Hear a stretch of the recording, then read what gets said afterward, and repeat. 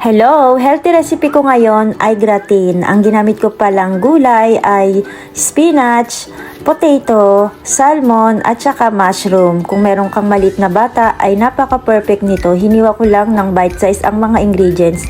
Tanggalin nyo pala yung tinik kasi kapag meron kayo maliit na bata, hindi pa nila kaya yung pag natinik. Binoil ko pala yung potato at drainin pa yung tubig. In-steam ko lang yung gulay. Nilagyan ko lang ng salt, pepper, tubig.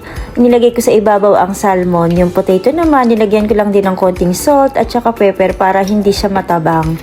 Yung salmon or yung mga gulay, nilagyan ko pa siya ng konting consomme powder para hindi matabang. Inismash ko lang yung potato at nilagyan ko ng butter at saka konting milk. Tansyahin nyo na lang, wag masyadong maraming milk kasi baka magtumigda siya. Kapag drain na yung tubig, ay smash nyo yung or i-break nyo sa maliliit yung salmon. I-check nyo pa siya kung meron siyang tinik. Nilagay ko lang sa ibabaw yung potato at saka pizza cheese.